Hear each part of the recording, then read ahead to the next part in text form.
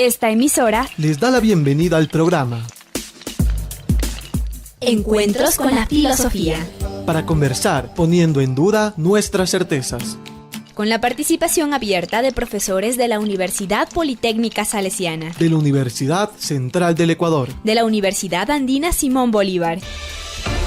Encuentros con la Filosofía. Se difunde semanalmente por las emisoras universitarias Infinito Digital, Voz Andina Internacional. y Radio Faxo. Abrimos nuestros micrófonos.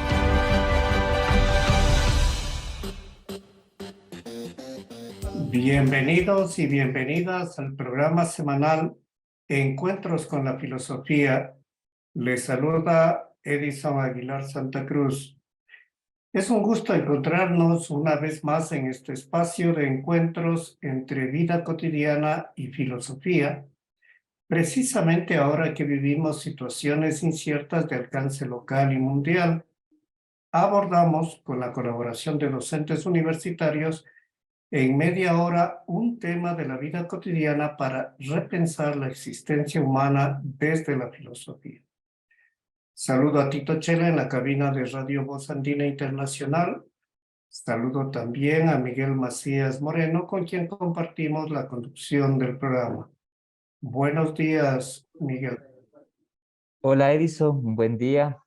Recibimos y damos una cálida bienvenida al invitado de esta semana, Miguel Iván Chavarría Parreño.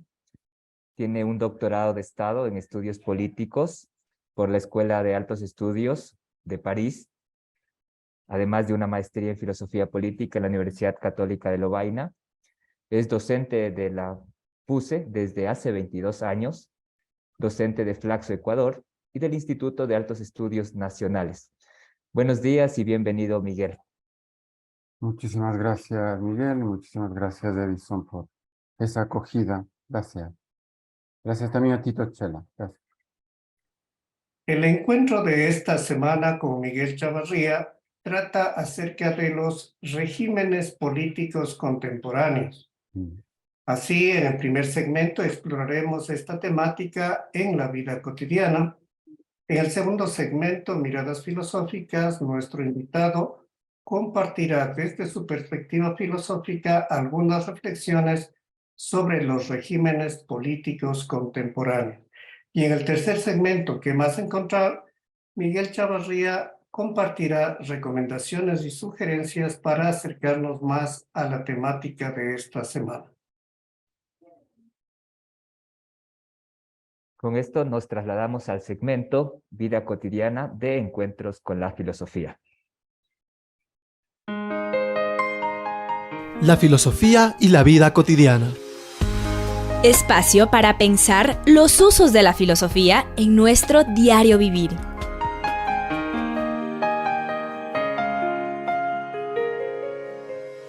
En vida cotidiana, preguntamos a Miguel Chavarría, ¿a qué llamamos regímenes políticos contemporáneos? Bueno, el término regímenes políticos es un término muy antiguo, se encuentra ya en la política de Aristóteles. O sea, tiene su longevidad, tiene su edad. Quiere decir simplemente, de manera simple, aun cuando hay otros elementos, pero la relación que se establece, un régimen político es la relación que se establece entre alguien que gobierna de cierto modo, de cierta manera, y alguien o algunos que son o que es gobernado. O sea, toda sociedad de algún modo posee esta relación. No podemos prescindir de ella. Bueno, esa es la cuestión en general, para poder esclarecer el ámbito en el cual voy a decir algunos elementos sobre los regímenes políticos contemporáneos.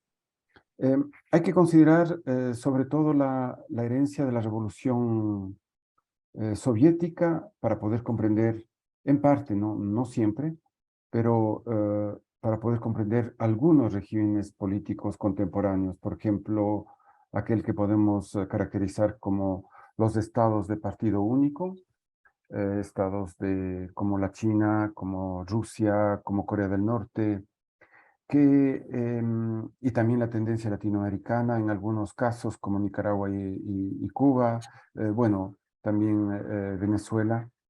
De algún modo, la característica general es es un gobierno a través de un solo partido, o la tendencia a gobernar a través de un solo partido. Esta experiencia ya fue formulada por Lenin. Lenin hizo una especie de una apología, recuerdo un texto del año 18, después de la revolución. En el año 18, creo que es el quehacer, bueno, no recuerdo ahora, plantea ya, él crea la mitología del partido, pero el partido como dirigente, es decir, como la vanguardia que va a dirigir un proceso. Esa es una herencia, ¿no? Esta mitología del partido. Hay que decir también, la mitología de la revolución fue creada no por la experiencia, digamos, de la Unión Soviética, sino por la Revolución Francesa en general. La mitología de la revolución como el grado cero de la historia de la política, a partir del cual se reiniciaría una nueva vida, lo cual así se planteó como tal. Es el torrente revolucionario, la tempestad revolucionaria de la que se hablaba. Entonces, para poder comprender, pero no solamente eso, hay muchísimo más, está presente también la democracia, como la democracia de origen liberal, pero que ha tenido muchas transformaciones, sobre todo en torno a la soberanía. La soberanía afincada en el Estado, por un lado, y luego en la Revolución Francesa, la soberanía afincada en el pueblo. Tenemos dos soberanías que casi se cortocircuitan en los estados contemporáneos. Es como, por un lado, acudir al pueblo para que decida sobre un cierto número de propuestas, y por otro lado, la decisión última que un gobernante, aludiendo a la soberanía del Estado, a la soberanía de su majestad, puede decidir en el último caso lo que debe decidir, lo que cree conveniente decidir. Entonces, siempre hay en los estados contemporáneos este cortocircuito que está presente. Ese es otro elemento que hay que considerar en los regímenes políticos contemporáneos. Y al mismo tiempo también la tendencia hacia ciertas formas de populismo que, digámoslo así, rozan y galvanizan al mismo tiempo ciertas formas de autoritarismo, ¿no? Centrado en la persona, la tendencia a gobernar en esta relación de gobierno y gobernado, una tendencia a gobernar mucho más cerca del gobernado, aproximarse a él, dar la sensación de que él tiene el poder, de que él lo decide, acudir desde sabatinas hasta, qué sé yo, una serie de medidas que se puede o actos que se pueden notablemente desarrollar en este punto. Entonces, de por medio también la comunicación, la propaganda. La propaganda es muy importante, es algo que no se analiza frecuentemente más que en cursos también muy tecnocráticos de comunicación política, pero la propaganda que fue implementada por dos regímenes, el stalinismo. Lenin hizo uso de la propaganda, y también otro tipo de propaganda que ya fue desarrollada muy eficazmente por el nazismo, a través en ese momento, la radio, panfletos, digámoslo así, hojas volantes, y todo afincado en una serie de consignas, de clichés, unas consignas que, digámoslo así, resumían o pretendían resumir toda una doctrina. Entonces, hay otros elementos mucho más. La descomposición misma, digámoslo así, el ocaso, como alguien llama, como Applebaum llama el ocaso de la democracia. El ocaso dado por un cierto número de cosas. Digamos, la descomposición de la representación política y buscar, porque esto no puede nacer de la cabeza de un politólogo o de nosotros, sino estos son lleva tiempo que una sociedad se dote a sí mismo formas de representación, o si fuesen ellas o otras, pero al fin y al cabo modificaciones con respecto a ello. ¿Por qué? Gracias. Porque ya. Justamente nos gustaría dar paso con este primer panorama que nos has hecho, Miguel, al segmento Miradas Filosóficas. Las miradas filosóficas. Espacio para examinar enfoques y reflexiones filosóficas. En Miradas Filosóficas preguntamos a Miguel Chavarría, ¿qué ha dicho el pensamiento filosófico acerca de este concepto o expresión regímenes políticos contemporáneos? Es una muy buena pregunta porque normalmente, casi por unanimidad, los regímenes políticos están confiscados, digámoslo así, el análisis, el estudio de ellos están confiscados por las ciencias políticas, que no plantea sino su funcionamiento, su mecánica, su acción axiomática. En cambio, el punto que plantea Edison es muy importante. ¿Qué tiene que ver en todo esto la filosofía? Y tiene que ver, fundamentalmente, la filosofía política en este sentido. Porque la filosofía política se plantea el hecho de que el hecho de indagar un tipo de humanidad correspondiente a un régimen político. Eso es absolutamente importante, como se habló en cierto momento del Homo Sovieticus, también en cierto momento, mucho más antes, se habló del Homo Democraticus, o bien del Homo Aristocraticus,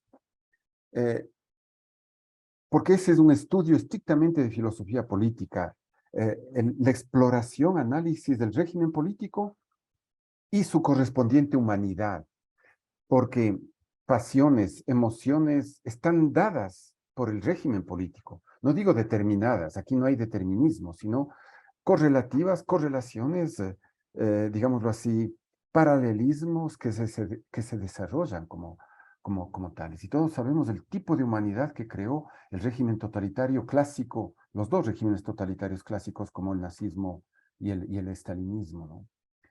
Pero la pregunta es muy importante porque plantea un reto para quienes hacemos filosofía política en las condiciones que lo desarrollamos. En este punto, ¿cuál es el tipo de humanidad? ¿Qué tipo de pensamiento se desarrolla en individuos, por ejemplo, que viven bajo ciertas formas de populismo o bien bajo ciertas formas de regímenes autocráticos como el de China, por ejemplo? Imagínense ustedes, o el de Corea del Norte, cuando uno ve unas imágenes que uno se dice, pero ¿es esto posible? ¿Cómo es esto posible? ¿Es esto posible así? ¿Cómo reacciona la gente? Y todo es posible. Todo es posible porque para un régimen político la esencia humana es no natural, sino absolutamente maleable. Y yo estoy convencido, es lo que he tratado de desarrollar con muchos esfuerzos, pero, por ejemplo, en Latinoamérica los populismos o bien otro tipo de regímenes, otro tipo de estilos de gobierno, ¿qué tipo de humanidad, qué tipo de, digamos, de sentimientos, pasiones políticas se desarrollan entre nosotros? Porque no es que nosotros somos un artículo biológico natural dado de una vez y para siempre y se acabó con toda la carga genética que cargamos. Así. No, hay una labilidad, hay una plasticidad, hay una, digamos, una blandura en todo esto. No sé si sigo Sí, desarrollando. justamente aquí nos gustaría hacerte una pregunta específicamente. ¿Cuáles son los teóricos que tal vez han tratado de los regímenes políticos contemporáneos?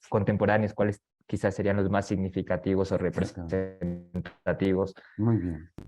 Hay varios, o sea, aquellos que en realidad han tratado de establecer una especie de filosofía política. Puedo citar algunos que ya han muerto. Castoriadis, por ejemplo, Cornelius Castoriadis. Hay que leer todos sus análisis sobre la democracia, ¿no? Otro que ya falleció y que fue lamentable su pérdida, pero bueno, fue Claude Lefort, también, y los historiadores de Cambridge en, en, en, en Inglaterra también hay muchísimos, por ejemplo, Skinner o John Donne o Pocock, que podemos aprovechar muchas, siendo historiadores, pero hay mucha riqueza para poder analizar en todo esto. También contemporáneamente una mujer que ahora descolla muchísimo y me parece muy bien, porque ella es especialista de los campos de concentración soviéticos, ha escrito como unos 3, 4 grandes volúmenes, es Anna Applebaum, de tendencia liberal, sí, como ella lo dice claramente, pero esa no es una dificultad, hay que conocer todos estos elementos. Han aportado muchísimo a la comprensión de los regímenes, no tanto como una mecánica, no tanto como una axiomática, tampoco una polarización ideológica de sostenimiento de esos regímenes, o buscando contraposiciones si vivimos en un mundo unipolar, multipolar, ese tipo de cosas que no conducen a nada, sino saber exactamente la realidad de los campos de concentración en China, en Rusia, en Corea del Norte, en Cuba, que son además motores económicos muy importantes. Eso es absolutamente indispensable para poder comprender nuestro presente, yo creo, en realidad. Gracias, Miguel. Cuando tú te preguntabas cómo esto es posible, me hacías acuerdo de algunos pensadores que también se preguntaban cómo existieron los regímenes monárquicos, por ejemplo, y duraron varios siglos. Es decir, Bueno, esta relación con el poder, por lo que yo preguntaría a este momento, ¿cuánto del pasado está presente en estos regímenes políticos contemporáneos? hay varias cosas. La monarquía ha tenido y tiene sentido en sociedades que siempre lo han considerado como una monarquía natural, es decir, forman parte, son aceptados, por ejemplo, la corona británica.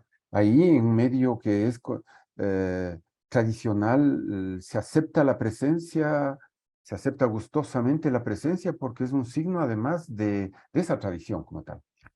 Algo que para nosotros es completamente impensable. O también para la tradición republicana, digamos, de Francia. Entonces, cuando una monarquía es de carácter natural, siempre ha habido esta tendencia a considerarla como formando parte o como un elemento que forma parte de esa tradición. Por eso es que las monarquías no son tan fáciles de desenterrar y de eliminarlas como tales, porque es la tradición. Es además el motivo de orgullo para muchas naciones como tales. Por lo demás, eso con respecto a el Japón es impensable sin un emperador, por ejemplo. Aun cuando el emperador cambió por completo su aspecto después de la derrota del Japón en la Segunda Guerra Mundial, cuando además se modernizó por influencia norteamericana. Pero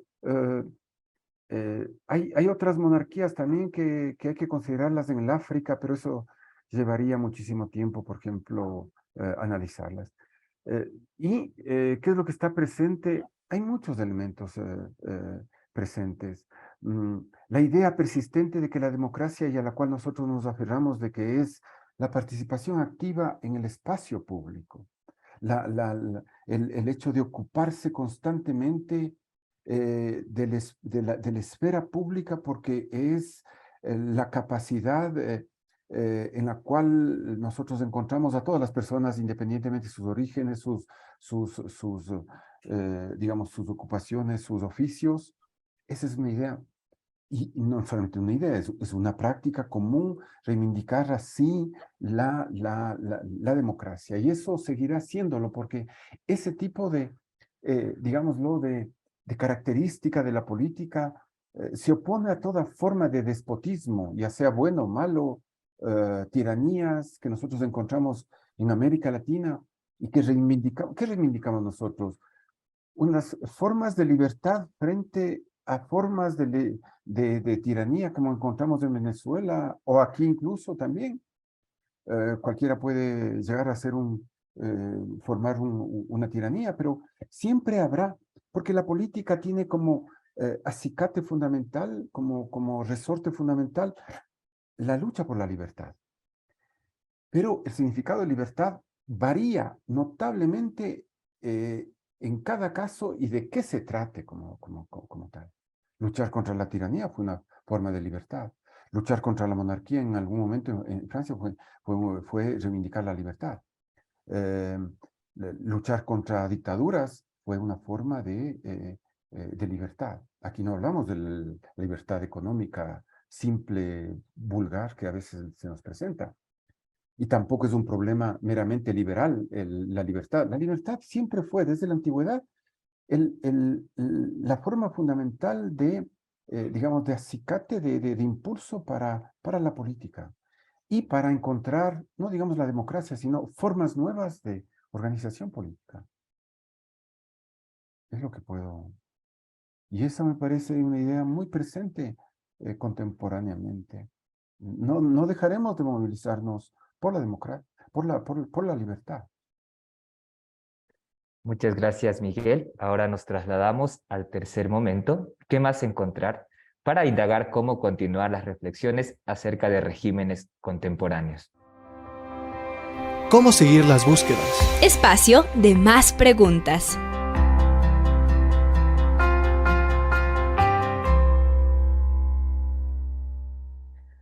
Esta semana nos encontramos con Miguel Chavarría.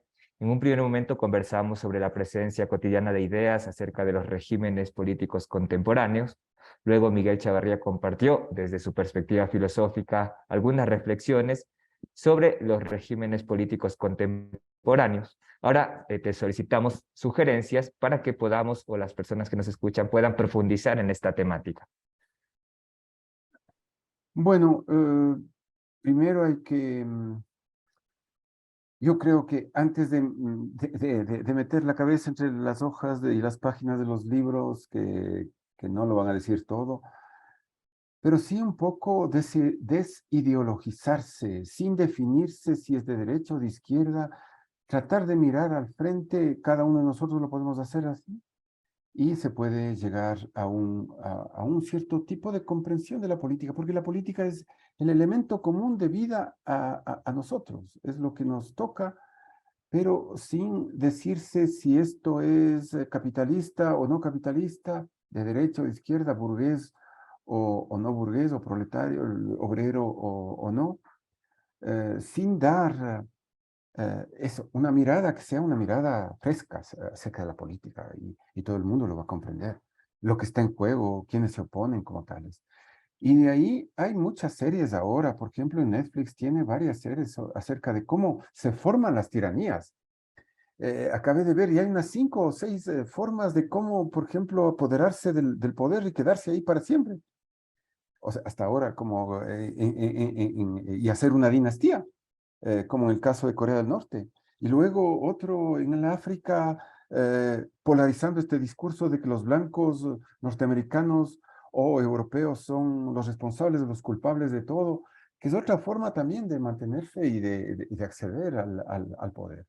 Entonces, darse cuenta de todo eso, cómo se forma, o las mentiras son fundamentalmente lo que se llama fake news, la posverdad, las mentiras, hoy es impresionante y puede conducir directamente al poder a alguien. Si Edison quisiera tomarse el poder y mintiera tanto, todo puede ser posible en nuestras condiciones.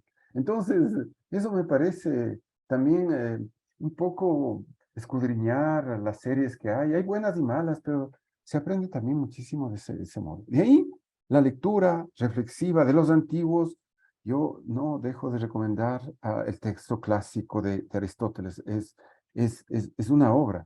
Ahí podemos encontrar no todo lo que somos nosotros, pero muchas observaciones acerca de la tiranía, acerca de la clase media, acerca de que es una pasión política. Lo encontramos ahí y aprendemos de ellos. Y Por algo son clásicos, creo yo. Gracias, Miguel. Si bien quedan muchas inquietudes, para cerrar este encuentro, preguntamos qué otros términos y conceptos se vinculan con regímenes políticos contemporáneos. Algo que es usual, los sistemas políticos, tratar de comprenderlos, como esta arquitectura institucional. La reflexión y el análisis sobre las instituciones políticas es muy importante. Una práctica obrera de salir no solamente los 1 de mayo, sino una práctica obrera de reunirse, no para emborracharse, sino para compartir problemas de su trabajo, es ya una institución. La política adquiere formas institucionales. La política tiene ese lado institucional. Entonces, hay que darle también digamos, una plasticidad al concepto de institución, que podamos hacer una pequeña conversación en familia acerca, sin llegar a extremos de oposición, guardando, como dice Aristóteles, un poco, porque la política exige la moderación, porque es el terreno de las pasiones. Pero todo eso contribuye y, digamos, abona al concepto, a esta arquitectura política que nosotros llamamos las instituciones políticas del Estado. Porque no es solamente el Estado, no solamente son los partidos políticos o un partido gobernante, sino también todo lo que nosotros podemos hacer de manera muy limitada, pero podemos hacer muchísimas cosas, muchísimas, en una clase, con amigos, incitar a la lectura de una obra, tratar de estudiarla, de hablar sobre ella, cultivar un juicio que sea digámoslo, moderado, mesurado, como decían los antiguos, cauto con respecto. Eso yo creo que Aristóteles enseña mucho. También Platón. Para mí son los dos resortes fundamentales para la política, Platón y Aristóteles, en este punto. Concluimos este encuentro semanal con la filosofía, con nuestro agradecimiento a ustedes, Radio Escuchas, al invitado de esta semana, Miguel Chavarría Parreño, y a Tito Chela en la cabina de Radio Voz Andina Internacional.